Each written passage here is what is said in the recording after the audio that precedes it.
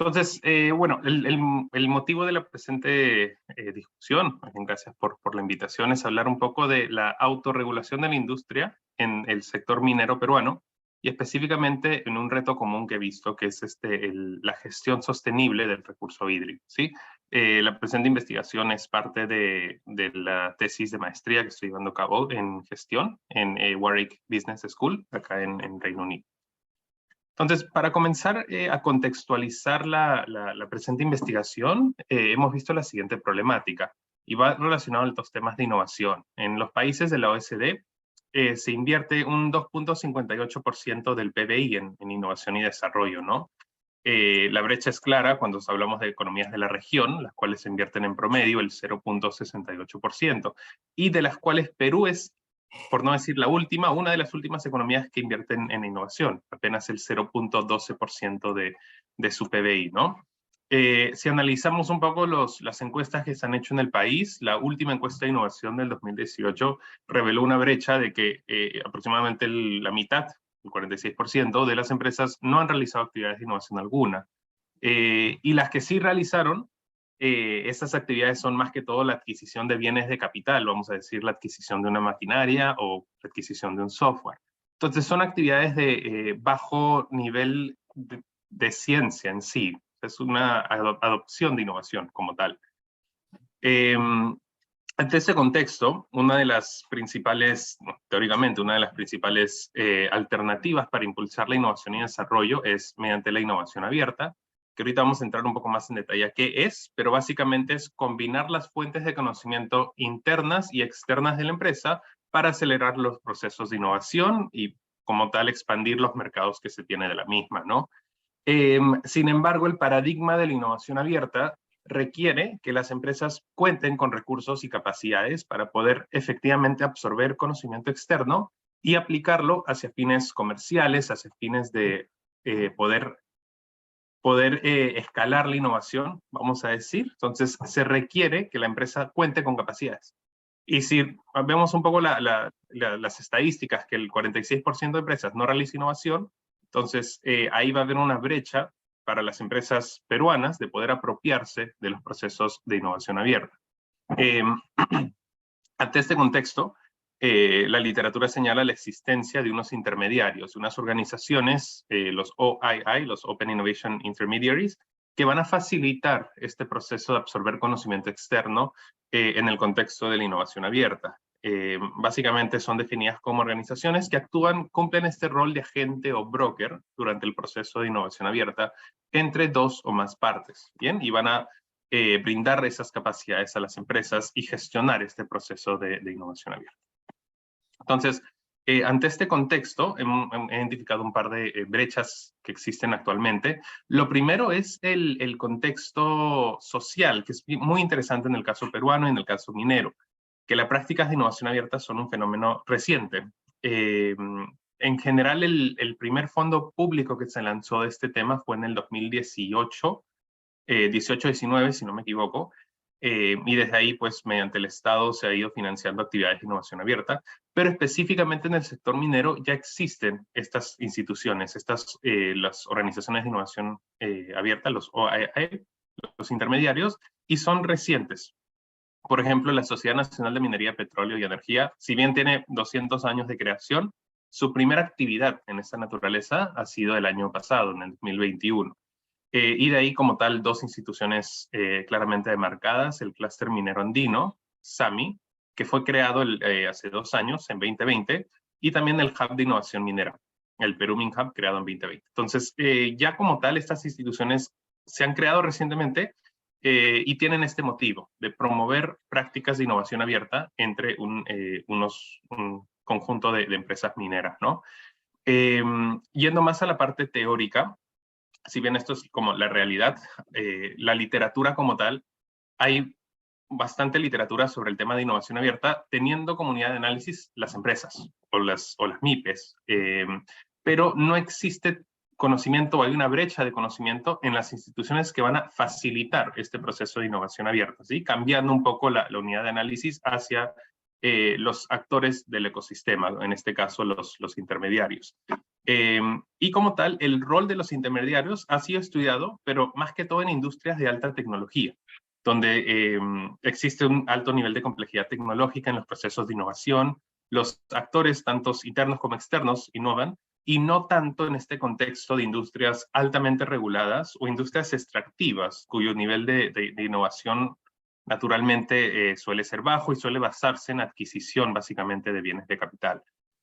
En general, en Perú, digamos, mediante el análisis de estas tres instituciones, se ha encontrado que todas se encuentran diseñando desafíos de innovación abierta en una temática en específica, en la gestión sostenible del recurso hídrico. Ahora, eso no quiere decir que no estén haciendo otras temáticas, pero transversalmente a las tres está el tema de gestionar sosteniblemente el recurso hídrico dentro de sus lineamientos de búsquedas de soluciones para la innovación abierta. Entonces, es una práctica común que están llevando a cabo. En este contexto, la pregunta de investigación es ¿cuál es el rol que cumplen los intermediarios de innovación abierta como agentes de autorregulación en la gestión sostenible del agua? Sí, vamos a analizar aquí básicamente tres temáticas. La primera es sobre la innovación abierta en sí, cómo se lleva a cabo mediante los intermediarios. La segunda es el rol que tienen. Y la tercera y última, para ya responder propiamente a la pregunta, es entender cómo ha sido este proceso de creación de estas entidades en el contexto de una agente de autorregulación. Entonces, yendo un poco a la parte de revisión de literatura, lo primero es pues demarcar claramente la innovación abierta. Como ya lo mencioné, consiste básicamente en entradas y salidas de conocimiento con la finalidad de acelerar los procesos de innovación y expandir el mercado para el uso externo. Y gráficamente, esta es la mejor manera, diría yo, que entenderlo, suele ver el paradigma de innovación cerrada, en donde todos estos procesos de innovación se llevan a cabo dentro de la empresa. ¿Bien? Básicamente investigación, desarrollo y todo lo que eso conlleva hasta llegar al mercado. La innovación abierta, en cambio, va a cambiar este paradigma y utiliza los conocimientos y la cooperación con actores externos para llevar a cabo proyectos de I+D conjuntos y llegar tanto a un mercado en común, pero también expandir el mercado, porque al compartir conocimiento se pueden crear nuevos mercados para ciertos productos o servicios, ¿no? Y es una relación bilateral, es decir, los agentes externos y los agentes internos, la empresa propiamente, se benefician ambos de este proceso y comparten conocimiento entre sí.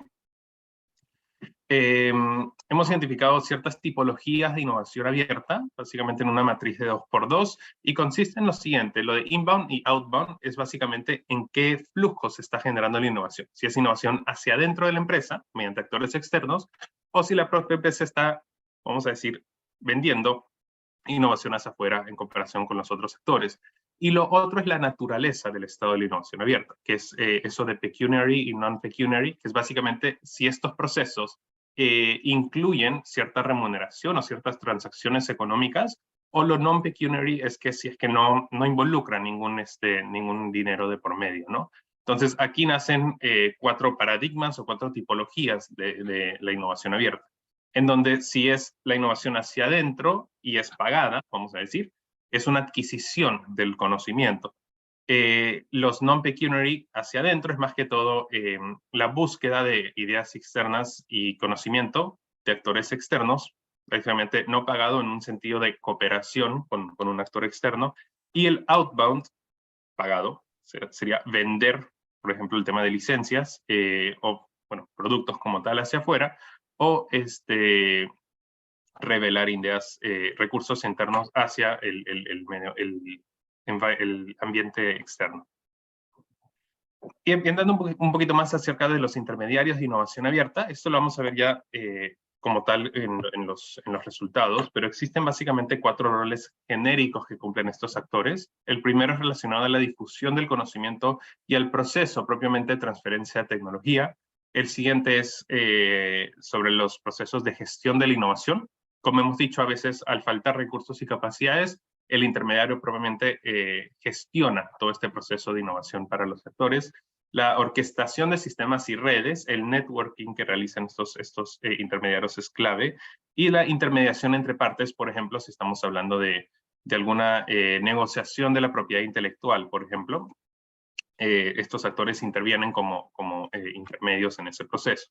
Y gráficamente es esto, básicamente. Los intermediarios se caracterizan por beneficiar o intervenir en dos grupos. El grupo de arriba son los los que proponen la identificación del problema, y es básicamente los gremios. En el contexto de la minería serían los agremiados a estos tres conjuntos, ¿no? A la Sociedad Nacional, al SAMI y al Perú MinHub. Y por otro, los Innovation Solvers, básicamente, que son este conjunto de empresas que podrían proponer soluciones innovadoras ante los desafíos que se planteen, ¿no? Estas relaciones son básicamente llevadas a cabo mediante el intermediario, que utiliza una plataforma de innovación abierta para gestionar estos procesos, ¿sí? Bien, entrando un poco a la metodología, la naturaleza de este estudio, al no existir literatura conclusa sobre el rol de los intermediarios, y bueno, en Perú específicamente, este sería uno de los primeros estudios de esa naturaleza, va a ser de naturaleza exploratoria, básicamente, ¿no? Y vamos a emplear una metodología cualitativa. Se desarrolló un estudio de caso múltiple para un contexto en común. El foco del estudio son estas tres organizaciones de innovación abierta que existen en el Perú en el sector minero actualmente. Se entrevistó a la alta dirección de estas tres organizaciones y se tuvo también entrevistas de apoyo en entidades públicas y academias que tienen incidencia en el tema de innovación o en el tema de minería, como el caso del Ministerio de la Producción y ProInnovate, que tienen líneas de acción en innovación, y al CEMS de la Universidad del Pacífico, el Centro de Estudios de Minería. Respecto a los resultados se van a dividir según la temática. Entonces, uno de los primeros resultados es respecto a la innovación abierta. Se identificó mediante las entrevistas que las tres organizaciones emplean el mismo instrumento, los Open Innovation Calls o los llamados de innovación abierta, en base a los desafíos que proponen las propias empresas mineras. Entonces, este proceso es básicamente, se reúnen los actores a través de ciertas mesas temáticas y se discute y se plantean diversos desafíos. Cuando ese desafío se observa que ya está presente en un conjunto de empresas mineras, entonces se diseña como tal la necesidad o el requerimiento de innovación abierta y se lanza abiertamente al mercado mediante estos llamados de innovación abierta. Las empresas que deseen poder proponer una solución en este sentido entran en una plataforma y postulan mediante presentando sus soluciones potenciales. Pues acá tenemos un par de quotes de las entrevistas en sí. Y bueno, podemos ver, por ejemplo, en el caso de Perú MinHub, se cumple lo que acabo de decir, que las convocatorias se basan en los desafíos de las empresas. Una firma minera va a comunicar su problema y ellos lo ayudan a caracterizar y validar si este desafío se cumple con los otros miembros, ¿no? Ellos van a gestionar este proceso de innovación porque primero, antes de lanzar el reto, hacen la tarea interna de ver si existe actualmente en el mercado o en el extranjero una solución viable. Si no existe, entonces lanzan la convocatoria de innovación abierta y se encargan de su discusión. Similarmente, el SAMI tiene la misma idea. El programa de innovación abierta es su principal actividad. Encuentran desafíos comunes en sus miembros y los difunden a los proveedores mineros y en menor medida a la academia. Y bueno, de ahí brindan todo este proceso también de gestión, que es ayudar a buscar, a seleccionar el mejor partner para las mineras. Y finalmente la Sociedad Nacional de Minería, el Petróleo y Energía. Que como les dije, esta entidad ya tiene más de 200 años, pero recién el año pasado lanzaron el primer reto. Se llamaba Minergy Scouting, y ellos buscaron soluciones innovadoras para las empresas mineras con el fin de reducir los costos de transacción, de que cada individuo tenga que hacer este proceso en sí, ¿no? Entonces ganaban escala a través de ellos hacerlo, de plantear desafíos en común a sus agremiados y hacer una búsqueda colectiva también para que eso también tenga interés por parte de algún proveedor internacional, por ejemplo. Respecto a la innovación abierta en sí, entrando un poquito más en detalle, es relevante caracterizar en qué etapa los intermediarios van a intervenir, ¿no? La innovación tiene un proceso, como lo hemos visto, o sea, tiene un proceso de investigación básica, investigación aplicada, desarrollo, prototipado, validación y ahí comercialización. Entonces, hemos encontrado de que los diversos intermediarios van a intervenir de distinta naturaleza.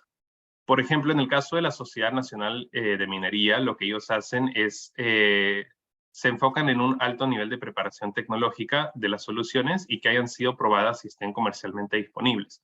Es decir, ellos se van a enfocar en soluciones que ya están listas para ser comercializadas básicamente en el sector minero o que han sido validadas en otros sectores y les falta un testeo final para ser aplicadas en el sector minero, ¿no?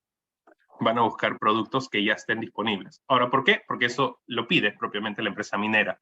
La empresa minera no se quiere comer todos los años que hubiesen para que esta ya esté disponible, sino es más fácil comprar alguna solución ya disponible y simplemente adaptarla, ¿no? Esto es muy similar a lo que mencionan los agremiados de Perú MinHub en la entrevista, que es lo que más quieren las empresas mineras es adquirir una solución, porque cuanto más rápido puedan adquirirla, más fácil les resultará. La mentalidad de co-desarrollo todavía es algo que necesita madurar. Bien, entonces ya es algo que se desea adquirirlo más fácil y, bueno, interiorizarlo en la empresa, ¿no? Sin embargo, se mencionó que hay algunos retos que son complejos y las soluciones aún no están disponibles comercialmente, son más de mediano a largo plazo, por lo que se requiere un co-desarrollo, ¿no? Por ejemplo, se mencionó los temas de relaves mineros o la descarbonización de la industria minera, que eso sí se lleva a cabo mediante actividades más de co-desarrollo. Y en el caso de SAMI, esta entidad sí hace un poco a lo opuesto. Ellos no tienen un mínimo para presentar soluciones.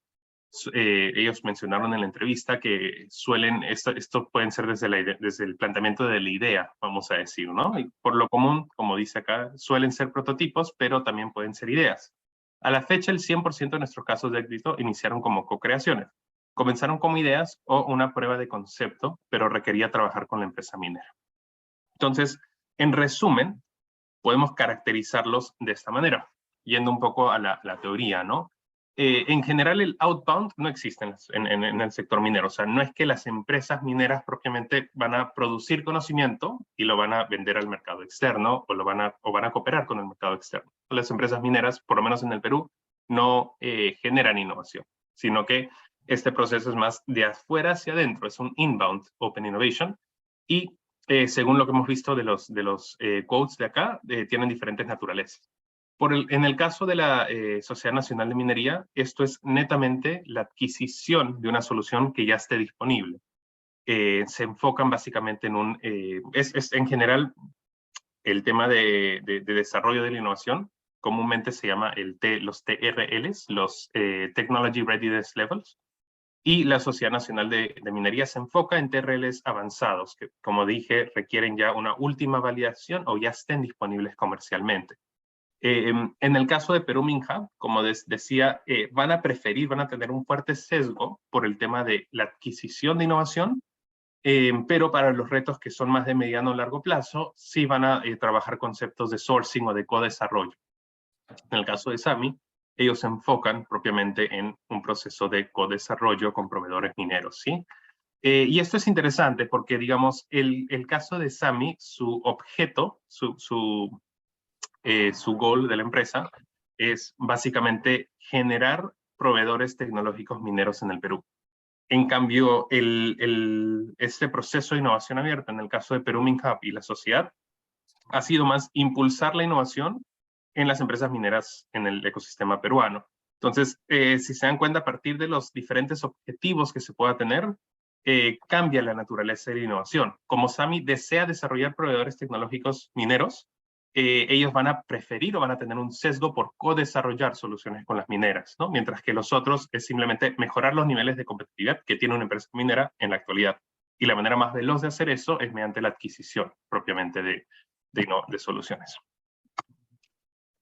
Bien, entrando un poco más al análisis de los intermediarios propiamente, como les dije, habían 4 funciones genéricas, pero estas ya pueden ser desglosadas en las siguientes, que son de scanning y procesamiento de información, procesamiento de conocimiento, el brokering, el testeo y validación, ofrecer algunos estudios de prospectiva, acreditación, validación, gestión de la propiedad intelectual, la comercialización y la evaluación de resultados. Ahora, es muy interesante esto porque si bien en cada entrevista los intermediarios mencionaban de que existía cierta diferenciación de su programa o de sus funciones frente a los otros dos, Si los tuviésemos que caracterizar según su función, vemos que pues los tres hacen lo mismo y básicamente para el mismo público, para la minera mediano grande. Entonces, las primeras dos funciones está relacionado a esa búsqueda de desafíos y esa búsqueda también o procesamiento de información si es que ya existe una solución para esos desafíos o se requiere lanzar un call como tal.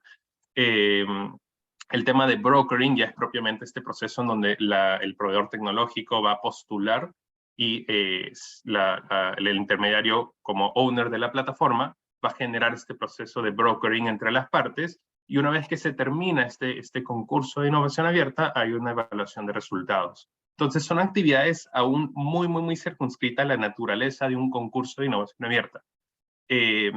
No vemos acá como tal de que existe aún actividades de mayor valor agregado, como por ejemplo la gestión de la propiedad intelectual, la ayuda o la asesoría en la comercialización de las innovaciones, eventualmente por parte de los proveedores o por parte de algo que podría haber generado en el proceso, la acreditación de algunos estándares o el testeo y validación.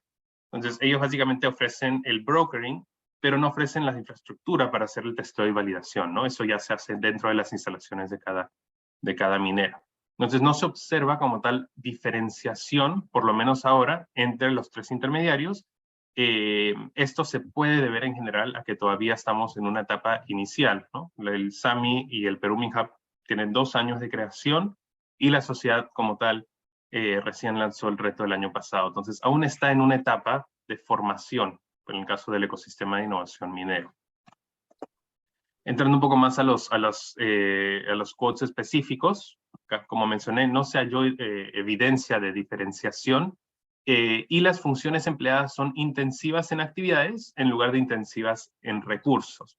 Es decir, se enfoca bastante en la gestión de la innovación, en la gestionar de las actividades o las redes, en lugar de ofrecer recursos para estas empresas. Quiere decir, ahorita, por ejemplo, tanto el SAMI como el Perú MinHub no cuentan con una razón social, por ejemplo, ¿no? Aún están bajo un paraguas de una empresa mayor.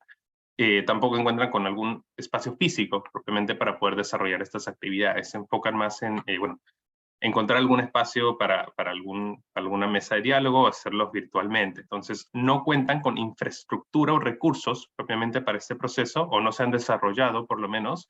Se enfocan más en funciones intensivas en actividades, ¿no? Por ejemplo, el procesamiento de información o algún estudio de prospectiva.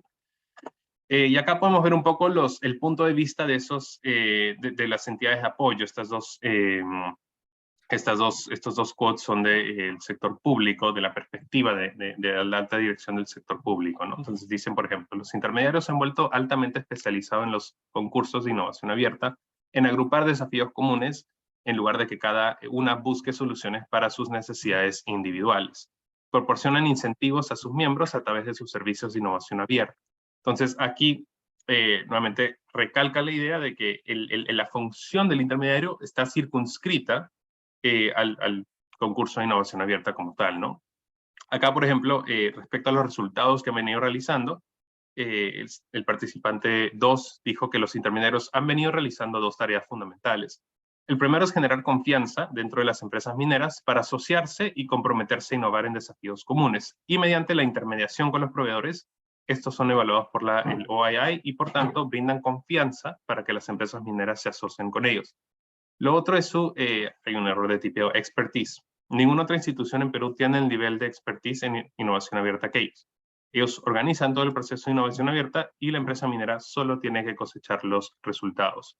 Entonces, si bien en el cuadro anterior hemos visto básicamente actividades intensivas o circunscritas, mejor dicho, a los retos en comunes, vemos que sí, si bien no cuentan con todas las funciones realizadas, dada que esto es aún una actividad en formación, vemos que a través de la perspectiva de los entrevistados, aún el ecosistema minero está en un proceso de generar confianza, de generar este trabajo colaborativo, tanto las empresas mineras entre sí, que se estén hablando y que hay una agenda de trabajo en común, por lo menos en temas de innovación, Y por otro lado, cooperar con proveedores o con innovation, con los que plantean soluciones de innovación.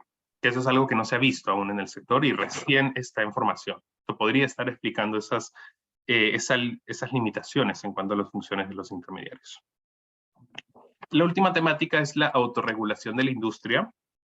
Y como tal, la decisión voluntaria de las empresas mineras en crear una entidad separada especializada en innovación es un ejemplo de la autorregulación industrial. Hemos identificado que hay 3 factores que han influenciado este proceso de autorregularse. O sea, hay 3 factores que han determinado o han sido críticos para que el sector minero decida autorregularse en temáticas de innovación. El primero es el autointerés de la industria. Esto es algo teórico. Las industrias suelen autorregularse por un autointerés, valga la redundancia, propio de las empresas mineras, ¿no? Y acá tenemos un par de quotes al respecto. Por ejemplo, hablando del manejo del agua, como tal, genera obligaciones y costos por varios años, incluso después de que la mina ha cerrado. Entonces, creo que es de interés de la empresa minera, no tanto por el tema ambiental, sino por la reducción de costos. Este es un quote muy interesante, porque si pensamos en el tema de la gestión del recurso hídrico bajo una perspectiva, vamos a decir, de innovación social, de innovación medioambiental, es beneficioso. Pero si lo vemos bajo la perspectiva de la empresa minera, en cuyo sector minero es el principal que genera conflictos sociales, entonces, ¿por qué estarían innovando en agua? Pues también es por un tema de reducir costos. Es por un tema de también reducir algún conflicto social potencial, ¿no? Entonces, hay una temática o hay un matiz de autointerés en este caso. Acá vemos, por ejemplo, el participante 3, que dijo: en la gestión del agua, la comunidad local no encontramos innovaciones. Necesitamos modelos de negocio e innovación que integren a la empresa minera con la comunidad local para tener colectivamente una gobernanza del uso del agua. Entonces, es algo para lo cual no existen soluciones aún y se tiene, por lo tanto, un autointerés de poder cooperar con la comunidad local en esta temática, ¿no? Y bueno, el participante 5 mencionó que ahora para la empresa minera el problema no es cumplir con la normativa vigente, sino cómo cumplir con una regulación más estricta de la manera más rentable. Y esto es algo interesante porque en todos los casos, las 6 entrevistas hechas, todos acordaban lo mismo. La empresa minera mediano grande cumple con la normativa. Entonces, es un poco paradójico porque si vemos las estadísticas, la minería genera es la actividad o la temática del sector que más genera conflictos sociales, ¿no? Y hay un tema paradójico ahí. En general, todos acordaron de que sí se está cumpliendo la normativa vigente, pero incluso las empresas mineras estaban queriendo ir más allá de la normativa para tratar de reducir estos conflictos y generar cooperaciones con la comunidad local. Se están certificando con estándares internacionales o se están adquiriendo, por ejemplo, los protocolos de cambio climático que van a exigir que la regulación sea más industria en este sector, ¿no? La segunda temática que alimenta una autorregulación de la industria es el desarrollo de objetivos en común entre la industria y el gobierno. Ahora, teóricamente esto es interesante porque ambos factores podrían influenciar la autorregulación. Si existe una agenda común entre la industria y el gobierno, probablemente el sector va a decidir o puede decidir autorregularse. Si no existe una agenda en común, igual el sector, dado una falta de entendimiento con el gobierno, puede decidir autorregularse. Y en el caso minero hemos encontrado el segundo, de que no existe o no hay, por lo menos para el tema de innovación, una agenda en común entre la industria y el gobierno. Bien, entonces esto ha alimentado de que la industria pueda autorregularse. Por ejemplo, este quote del participante 6 dice: hablamos de la industria minera, pero en realidad es cada empresa minera actuando individualmente. Si bien el Estado tiene una política de atracción de la inversión extranjera, para la minería en el Perú no tiene una verdadera política de cómo la minería puede contribuir al desarrollo económico del país. El sector privado tampoco tiene esa visión. Cada empresa tiene su propia visión en función de su propio interés. Y acá el 5 dice: la tecnología debería ser una prioridad entre la sociedad nacional y el Estado, pero la situación política no lo apoya. La política está más enfocada en la regulación laboral, los sindicatos y las reformas tributarias. Entonces, es algo interesante porque justo en esta última temática, o sea, en temas de innovación no hay no existe tanta cooperación entre la industria y el gobierno. Si bien existe la hoja de ruta de desarrollo de proveedores tecnológicos, que ya es algo que el Ministerio de la Producción viene liderando, no se encuentra un trabajo todavía en común o de apoyo, por ejemplo, del gobierno en estos procesos de innovación abierta. Es algo que aún se está en proceso de lanzar y específicamente esta matiz de contribuir al desarrollo económico es algo interesante. En general, los desafíos se lanzan hacia el mercado nacional o internacional. Entonces, no se ha identificado aún un proceso bajo el cual estos desafíos o esta innovación abierta que están lanzando estos intermediarios pueda retribuir realmente al desarrollo de una industria local de proveedores tecnológicos, ¿no? Incluso se fomenta soluciones del extranjero. Ahora, eso, digamos, tiene toda una lógica, que pues las soluciones del extranjero suelen tener un mayor nivel tecnológico, y lo que sí se está pidiendo, por lo menos hasta ahora, es que si las soluciones del extranjero, que encuentren un partner local, ¿no? Y eso está alimentando un proceso de transferencia tecnológica, ¿no? Pero aún no está tan claro cómo eventualmente estos desafíos, que ya se están generando en las tres instituciones, cómo pueden contribuir a desarrollar propiamente una industria local de proveedores tecnológicos, ¿no? Y ahí hay todavía una brecha entre el desarrollo de objetivos en común. Lo tercero que se ha identificado que ha alimentado la autorregulación en temas de innovación abierta es el bajo número de actores. En general, por ejemplo, esto es un quote del Perú MinHub, ellos tienen 11 socios. Si consideramos solamente las grandes y medianas empresas mineras que operan en Perú, hay alrededor de 30 o 40. Entonces, dado el bajo nivel de actores, ellos básicamente tienen un tercio de estos 30 o 40, es más fácil hallar una agenda en común de trabajo, ¿no? Y, por ejemplo, en la caracterización de los desafíos, si estás hablando de grandes o medianas empresas, suele ser común entre ellos, ¿no? El bajo número de actores ha alimentado tanto la búsqueda de desafíos comunes como la cooperación entre los actores. Y bueno, para ir cerrando, respecto a las conclusiones y recomendaciones, este estudio es de carácter exploratorio, aún se está en proceso de validación y de desarrollo como tal. Se han presentado básicamente los alcances a la fecha. Aún así, considero que tiene tres aportes demarcados. El primero es el aporte al análisis propiamente de la innovación desde el punto de vista de las instituciones que van a fomentar la I+D. Esto no se ha sido estudiado, ¿no? Como mencioné al inicio, el foco del estudio de la innovación abierta ha sido la empresa, pero no han sido esas entidades del ecosistema que van a alimentar o van a fomentar este proceso, ¿no? En este sentido, esto sería uno de los primeros estudios de esa naturaleza en un sector extractivo. Aún así, como futura línea de investigación, se requiere una indagación en mayor profundidad en diferentes contextos, sectores y ecosistemas de innovación y emprendimiento, y también el tema de validar esto ya cuantitativamente, ¿no? Una de las limitaciones, como señala abajo, en temas académicos, es que se ha limitado a una entrevista por cada entidad analizada. Entonces, por ahí podría generarse un posible sesgo. Al aporte de la práctica de la política, lo segundo es que, en términos prácticos, es que se ha validado, por lo menos, que todos los intermediarios están realizando las mismas actividades y las mismas funciones, ¿no? Entonces, como dije, esto es porque todavía se está en un proceso de maduración del ecosistema, pero la recomendación a la práctica, por lo menos, es ir asumiendo funciones más complejas, lo cual va a incrementar propiamente la competitividad entre los intermediarios y va a permitir una mayor diferenciación entre ellas, ¿no? Actualmente no existe como tal diferenciación si analizamos las funciones. Básicamente parece que las tres están realizando lo mismo y todas circunscritas a los llamados de innovación abierta. Entonces, ahí hay aportes interesantes. Y lo tercero es el aporte a la política.